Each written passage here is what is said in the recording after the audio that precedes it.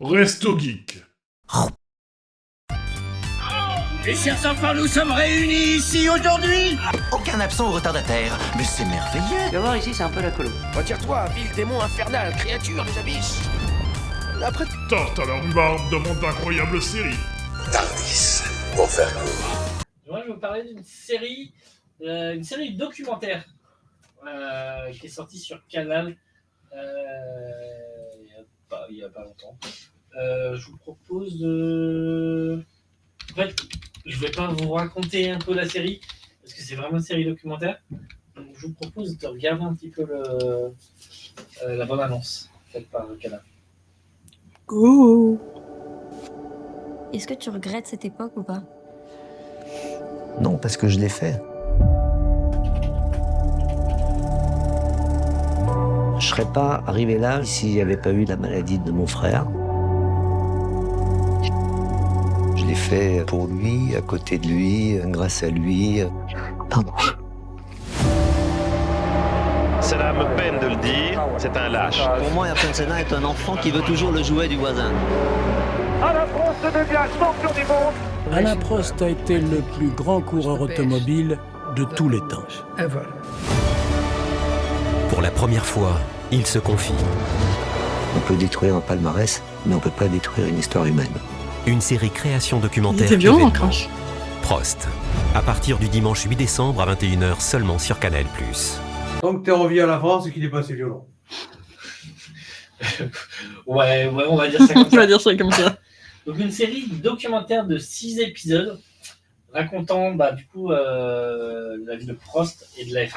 Hein, on ne raconte pas toute sa vie non plus, tout ce qui s'est passé après qu'il ait arrêté. On s'arrête à globalement la mort de Senna, c'est-à-dire l'année après où il a arrêté. Senna est vraiment mort l'année là où il a arrêté. Si vous êtes étranger à la F1, normalement, vous avez déjà entendu parler au moins du nom de Alain Prost ou d'Ayrton Senna.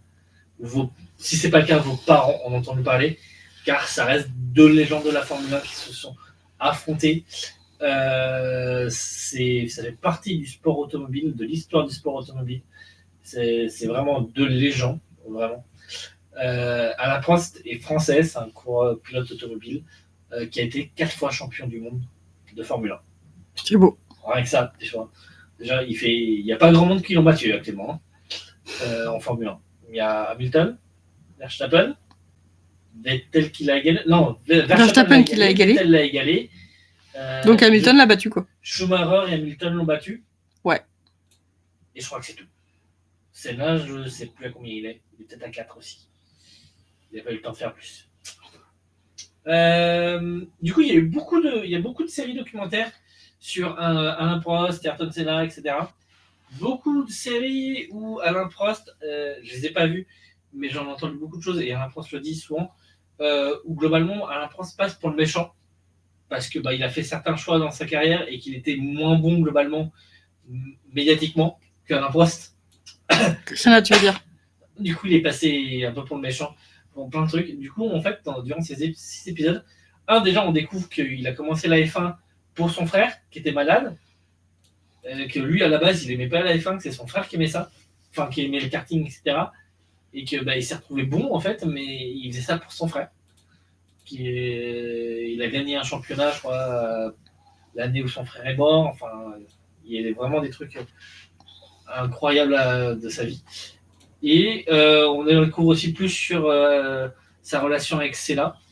Il explique aussi, il en profite aussi pour expliquer les choses qui sont mal dites dans certains épisodes, dans certaines autres séries, comment Senna a été méchant entre guillemets avec lui. Il fait pas ça pour se plaindre, hein. Il fait ça pour établir une certaine vérité.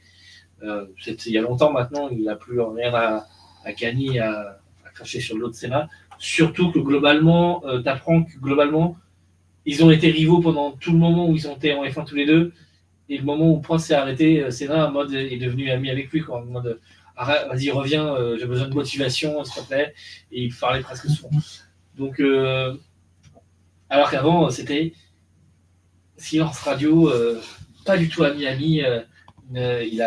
Heureusement qu'il y a eu cette année-là, enfin cette demi-année-là, et qui fait que Senna, il a compris un peu plus Senna. Bon, voilà. Je vais pas critiquer l'histoire de sa vie parce que c'est pas le cas, c'est une série documentaire. Franchement, si vous vous intéressez un petit peu à l'histoire automobile ou à l'histoire d'une personne, tout simplement, je vous conseille d'aller le voir. C'est très intéressant. J'ai beaucoup aimé, j'ai appris beaucoup de choses sur l'histoire de Prost. C'était vraiment une légende, une vraie star à l'époque de nos parents. Vraiment, il a roulé sur les Champs-Élysées avec sa Formule 1. Ah, c'est une classe. marionnette dans les Guignols. Il était sur beaucoup de plateaux télé, etc. Franchement, incroyable. Une époque, je suis pas sûr qu'on revivrait ça actuellement. Déjà, il faudrait qu'on ait un Français qui soit 4 fois champion du monde. Pas sûr que ça arrive tout de suite.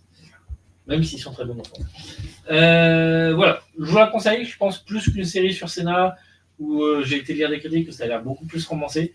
Là, c'est vraiment une série documentaire. C'est Prost qui raconte à des journalistes, globalement, et après, ils ont fait un montage derrière en reprenant des vidéos d'archives. Tu vois la différence entre une série Canal, qui est une chaîne qui est sport, et une Netflix, quoi. Oui, et puis qui respecte la personne aussi. Oui. Prost, c'est quelqu'un de très respecté et de profondément gentil en plus. C'est incroyable. Bon, voilà. Je peux en dire plus, mais parce que je ne vais pas vous tout spoiler sur ça. Et qu'il n'y a que 6 épisodes quand même. Oui, il a abonné aux 6 épisodes cette semaine. Ouais, clairement.